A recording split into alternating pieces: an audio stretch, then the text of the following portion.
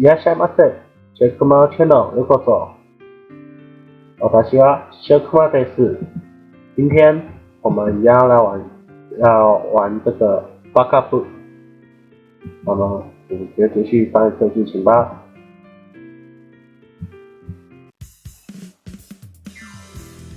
一起那个，快把联络方式告诉我们吧。啊，说的也是，不好意思，我手机没有红外线的功能可以手打了吗？红外线，这样，你也是时候该学会自己手机的用法了吧？大叔，你红外线都不知道吗？我当然知道的啊，就那个对吧？刷的那个对吧？这是在模拟情报时发出声音吗？情报流失啊，抱歉，怀疑你了，我的语气完全改变了。不要，别用那种严厉的眼神看我。亚娜，可以借一下你的手机吗？不是我啊，由我这边输入就可以了。可以让我看你的邮件地址吧，有请前辈。是吗？不好意思，那就麻烦你了。来，你看，在压几个按键后，认输前辈将手机交到我的手上。金蓝色的手机壳相当有认输前辈的风格。接过手机后，我将认输前辈的邮件地址记录在我的手机内。非常明显，这些文字是由预设的邮件地址加上一些随意输入的文字所组成的字串，看起来相当的复杂。一不留神就很有可能会忘记自己输入到哪里。输入还真是快的，这是所谓的触控式功能吗？习惯之后是相当方便的呢。需要输入一个文字只需要一个动作，速度果然是能很快的。要小心啊，你弟兄有点受到打击哦。他的脸，擅长职业操作，在这个时代中可是重要的哦，你应该感到自豪啊！明明是跟刚才同样的一句话，但是这一句怎么有距离感？我输入完了，手机还给你，谢谢咯。不会，我才该谢谢你。下一个换我。好，手机借我一下吧。从辽哥前辈手中借来的手机，加上毛色相当搭的黄色的手机，旁边吊着一个肉包造型的手机吊饰，可以看得出来，辽哥前辈喜欢肉包。我看着手机画面，签邮件地址。尼克慢，就是尼克是肉慢，尼克慢肉包。那么，黄色笑话吗？会觉得这是黄色笑话，就表示我已经不识别了吧？不过因为是辽哥前辈，所以用这种地址是可以被接受的吧？辽哥前辈的我也输完了，谢谢。你的速度真快，真的很快呢。而且辽哥前辈的邮件地址很好输的关系啦。还有就是手机，两个肉包。跟背书前辈的邮件地址不同，不需要重复确认好几次，所以很快就完成了。或者说，因为这个邮件地址实在太让人印象深刻了，即使不记到通讯录里面，我想也没有关系。不是啊，那里，在这边啊。这边不行吗？啊，看成别的选单的，手机给我了。我其实搞不懂啊，不管是工具还是设置，看上去全都长得一模一样嘛。下次就将社长手机给抢了过去。社长则是在旁边抱着头，看着夏之助操作。看来社长是真的不会用样子。好了，我把我邮件地址输入进去了。接啊，看看。通讯录。他这种没盯着手机画面的声音，完全就是大叔的样子啊！看了会让人怀疑他的年龄的。这样你才高中啊！好比赛严重。有过身材高大的人用2只手操作小小的手机那画面看上去真的是很滑稽。哦，有下支柱了。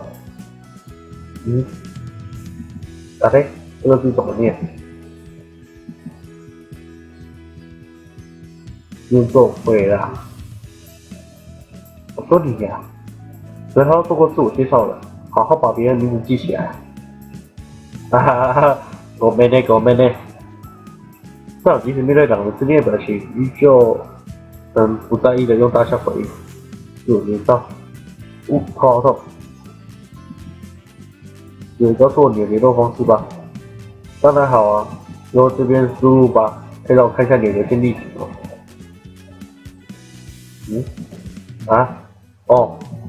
要怎么样才看得到自己的邮件地址啊？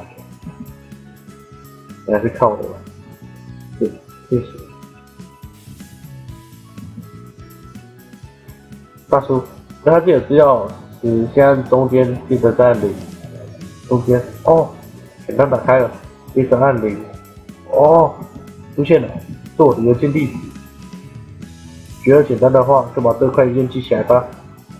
快捷键吗？正常两手紧握的手机重复着快捷键这一词，看上去有点可怕。虽然快捷键这个单词成为噩梦魇的啊。你猜这个笨蛋的，先把他的邮件地输入进手机里吧。当我看到显示在手机上的邮件地址时，我不自觉地笑了出来。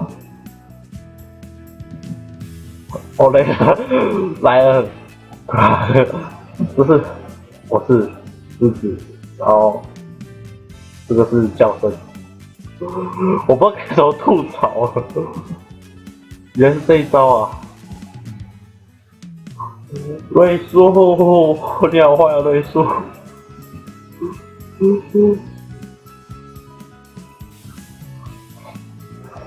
光是这短短的一行文字就能知道这邮件地址持有人脑袋到底是有多差。瑞叔，你真的拿这种东西给人家看真的好吗？应该是说是，就算让一个完全不认识社长的人看这行邮件地址，应该也会立刻得到你讲我是个笨蛋的这种评价吧。我在手嘛，我把手机交给我的那是前辈生物组嘴笑转机，偷笑他看过我了。怎么了？就是前辈说了一声抱歉，后顷刻一声让心情恢复平静。这个看上去不像是个笨蛋。是没错了。不过公司的话这样子还蛮普通的吧。他还真是温柔啊。不过设定这邮件地址的是我就是了。听到这句话，我笑出来。你是恶魔吗？因为他说他邮件地址中只要包含狮子这个词就行了。我想了很多方案，最后就决定是这个了。对着前辈对着正在苦笑的我，像是并解些什么的说明这邮件地址的由来。讲了很多之后决定是这个啊。他说社长居然同意这设定了吗？居然说里面只要有狮子就好。受人的数量的确是比较少，光是看邮件地址啊，就知道社长是狮子没错。不是这样子搞的吧？要在确认社长的邮件地址后，脸上浮现出吃惊跟轻描的神情。可是我都一直做哦，这人根本是魔鬼嘛！邮件来了，你就是主对吧？主是主，没错对。对，都指教了。现在说什么很多指教实在有种奇怪的感觉啊。不过很多指教啦，我想说的是，在交换完大家联络方式时，有人刚想了这款事的吗？请进。这是前辈相谨慎的做出回复后，门缓缓地打开了，一对大大耳朵射进进了社场内。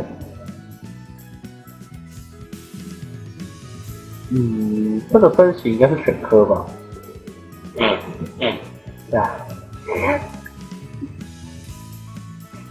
自己真的不错。因为温度不对，所以说鱼只就会疲怠。不过所谓温度不对，不是因为冷哦，是因为热，这不一样，又是这个意思。那个，请问这里是分担部吗？啊，对，他那是公然母的。穿裤子，应该是女生吧。话说完进入教室的这个人耳朵果然很大，我整体看上去是体型很小的瘦子，看上去应该是全兽人的外形，不过看不出犬种。脸看上去也是相当中性，第一印象可以用句可爱来总结。不过这可不代表我对他有分身之想哦，只是会有种想摸他的头的感觉而已。是的，这里就是分担部，你有什么事吗？有一件事想拜托你们。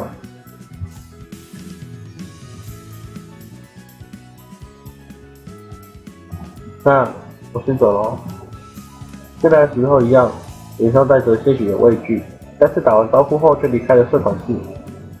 好了，又有新的依赖来了，没关系，我的社团活动也可以开始了。先从依赖的概要开始说起吧。我来做个整理，他的名字是玉冰优，喜欢上同学年另外一位学生，打算最近向他告白，所以是希望我们负责布置告白的场所，能给予协助吗？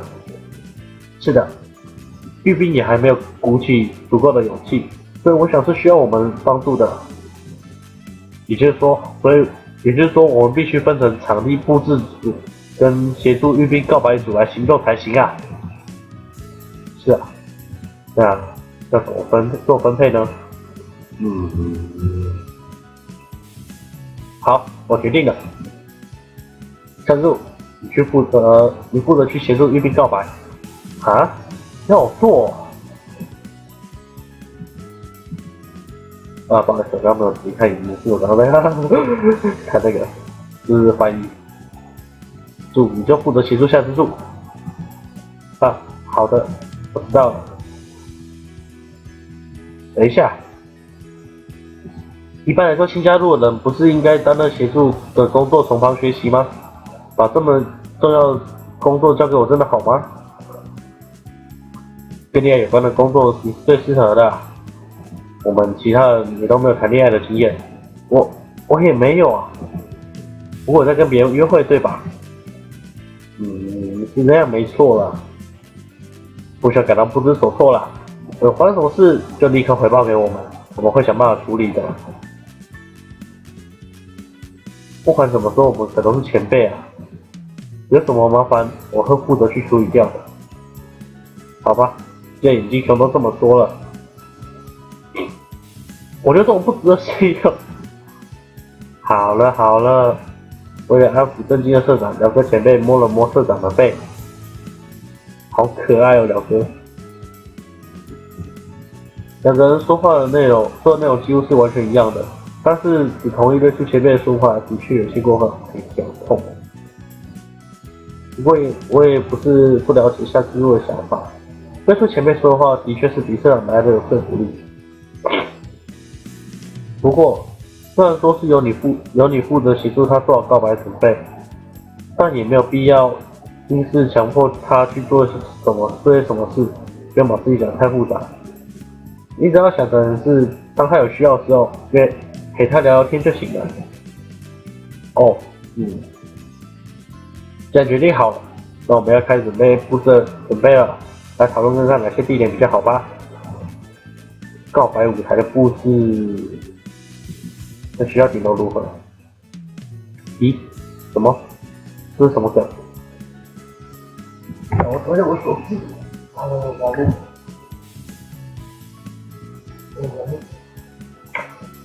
有点怪怪的。看一下手机的网。每次到一个时间点，网络都会怪怪的，所以我必须要换用手机的网络。我没拿塞。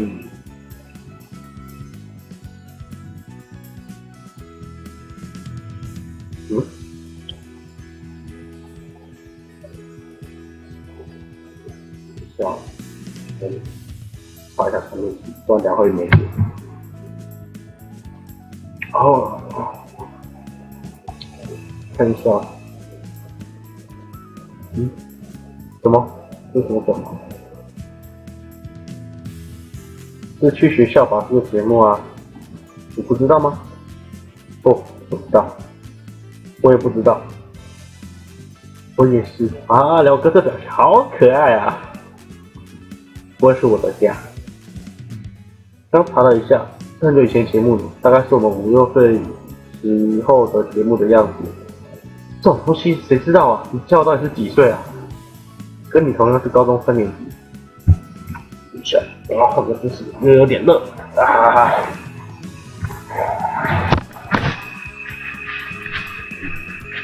可以洗的，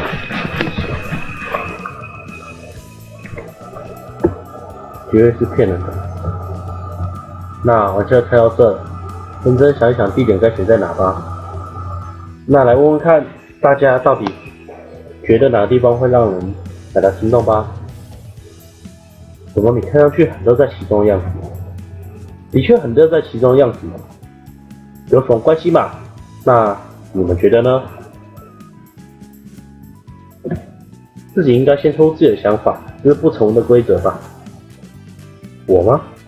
真拿你没辙啊！快点说啦，烦死了！明明才认识第2天而已，对我太严格了吧？不过确实是很烦的，会这么说也是很正常的嘛。鱼带着满面的笑容同意他的说法，这场光是吐槽都快喘不过气了，现在又加上夏之助，变得更忙了呢。回归正题，我先说对吧？我觉得啊，就直截了当的在体育馆后面怎么样啊？大叔，当你被叫到那种地方去告白的时候，可不要觉得失落啊。夏之助，你插话频率也太高了吧？抱歉，反射性的就说出口了。看那个表情，绝对没有在反省，的确是很直截了当，就是了。你笑。那乐叔觉得呢？我吗？我觉得校舍顶楼告白很不错啊。就说搞不懂为什么要在我就说搞不懂为什么要在校舍顶楼啊。眼镜兄意外的很坚持呢。那两个觉得该在哪呢？我觉得啊，饮食店那种地方不行的，是不行的，的确是不行的。不过这答案还仅限老哥前辈会说的。谢谢你，猪。老哥前辈从后方一把将我抱住，就这样直接让我坐在他膝盖上。你把他当成什么东西？你在下方我的头上一边磨蹭一边发出呼噜呼噜的，你到底把它当成什么啦？你把主角当成什么啦，辽哥？重点，我想当那个被抱的那个。刚才绝对不是在夸奖他。算了，因为他辽哥嘛。那不算在帮他说话哦，乐叔前辈。有想法呢？觉得哪个地方比较好？要说哪里比较好啊？黄昏时没人教室怎么样？哦，感觉还挺浪漫的，有种告白会成功的感觉呢。不过如果选择那个地方的话，我们就没什么事能做了。虽然不用特别做什么是挺不错的，但是难得有依赖进来，会想做一些只有我们能做到的事情呢。的确是这样，没错呢。夏之助呢？有想到什么吗？我的话嘛，办成一场活动，把校内其他人一起卷进来，如何？也就是说，对啊，记不住。刚才尹运说的校舍顶楼，我也是觉得还不错。不过，如果在校舍的前院这种大的地方告白，不是会比较有趣吗？哦，但是要把全校人都卷进来的话，就有点难了吧？你可别小看笨蛋部哦，只是这种程度的任务很简单的话，很简单的就能完成了。是场久违的盛大活动哦，大家干劲突然间冒出来了。要把这事情扩大到学校规模的话，应该是需要相当的能力的吧？光是这3人真的有办法做到吗？让人很难相信啊！是真的做得到吗？简单。以前我们也做过类似的计划哦，那一次是大成功的。是啊，要是不弄得盛大一点的话，可就没有什么效果可言了呢。换成3个人来做，确实会有些辛苦。不过因为我们平时在社团活动，在各方面都帮了不少忙的缘故，所以要是管道也十分充足的呢。这样啊，不过取而代之的是，要以学校做单位来办活动的话，最辛苦的将会是队服委托了。你懂我在说什么吗？我懂。在学校学生面前告白是要的，可是极大的勇气。但在成功时所得到的成就感是相当大的。但是万一告白失败的话，产生绝望也是无法估计的。如果我是这份依赖的委托人的话，我想我是肯定不会答应的吧。毕竟要拿出那种勇气的人，就是委托人啊。自己就已经没有那份勇气了，真的有办法去说服别人吗？我看看夏之助，可能他也有跟我一样的想法吧。夏之助也用着酷愕的神情看着我，就像刚才说的，我就感到不知所措啦。接下来我们这里会开始忙吧，有空的话就会去看看你们那边的状况了。你们只要尽你们能做到的事情就行了吧。一起加油吧！哦，相较于3人的激励，我跟夏之助就只是默默站在一旁。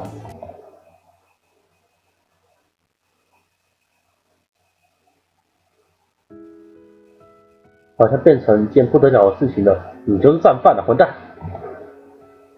完全没有想过，在笨蛋部的第一件社团活动竟然会是这么大的一件事。还以为他说志工就只是到镇上捡垃圾什么的。我也是这么想的，所以这是吓了一跳啊。是啊，我就叫玉冰优前辈对吧？看上去是个很可爱的一个人啊。咦，主喜欢？你怎么那么惊讶？咦，主喜欢那一类类型的人吗？没有，光是性别就不可能的啊。就说撇除性别不谈的话，会喜欢他吗？不是这个意思啊。我知道了啦。你怎么说就是了。你喜欢的是小型犬类型的，你完全没搞懂吧？啊，不过说小型犬的话，那我也包含在内了。我觉得我有点不好意思。你认定我喜欢他了？还有，我从刚刚就说了，光是性别就不可能了。意思就是撇除性别不谈的话，我也可以吗？就说不是嘛，就是说话总是归大强一样。无限循环，可怕吗？下次数，不要想可爱。抱歉了，为什么搞得好像被甩掉？为什么搞得我好像被甩掉了一样啊？总之，玩笑先放一边吧。从这一开始就别开玩笑，一直吐槽也是很累的，都有点喘不过气来了。刚刚社长肯定也是这种感觉吧？我先跟他说明一下事情的状况才行。是啊，明天中午午休的时候去找玉冰前辈聊聊吧。哦，没想到主竟然说出这种话，成长了呢，往下就免了吧，还真是无情的。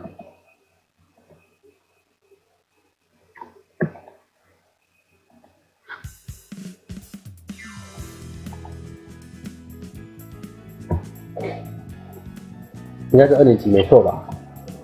到2年级的教室去，总觉得有些紧张了。事前应该先问他是在哪个班级的，认命的一个班一个班的问吧，也只能那样了。打扰了，也一起吗？我们探头并打开了的门内查看状况，果然所有人都是瘦人，这里一个人类都没有啊！我一边想着这件事，一边寻找御兵前辈。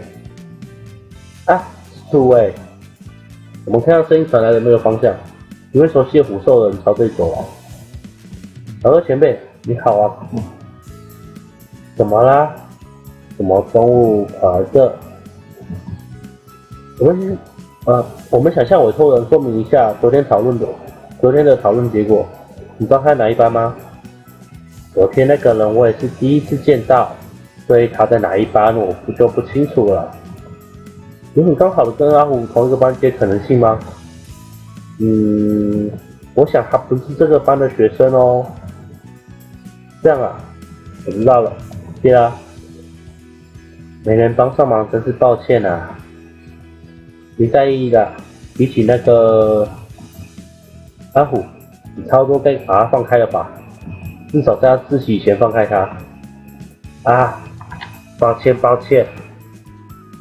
哇，我看到我在漂亮的河川中溺水的幻觉，有办法在山途中溺水，山途穿溺水这样我还是第一次听见。你的运动成绩到底是有多差？不过再怎么溺水都不会死啊。我不知道该有吐槽，应该是会在生与死的边界不停徘徊才对吧？这是夸奖我吗？当然不是啊，说的也是。那我们到其他班级去看看吧。放学后再见啦。我们先走了，聊个前辈。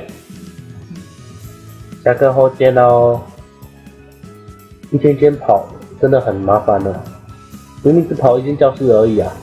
要是在午休前结束前没找到的话，事情可是很麻烦的。别再抱怨了。嗨，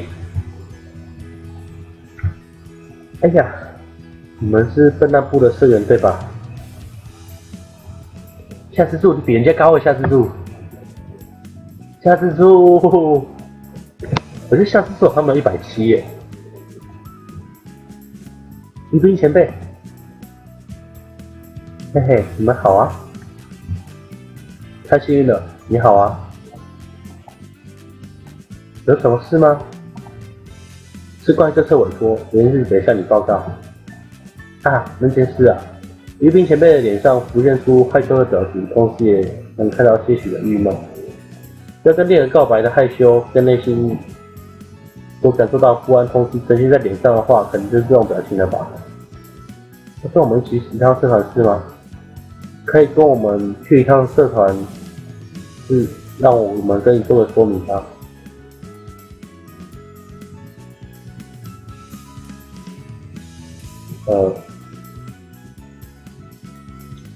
的确，但可以的话就这么做吧。你去在这个地方说明的话，会有些不太好。我在这种时候没办法想的那么周全，但是夏日就能知道这才行，这就是我认识的夏之助。就这么决定了，去社团是吧？嗨，拜托你们了。啊，那效果还真看吧。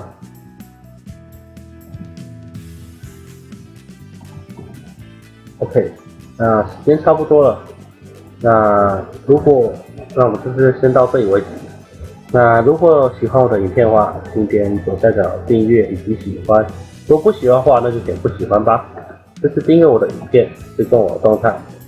那我们下一期再见喽，拜拜。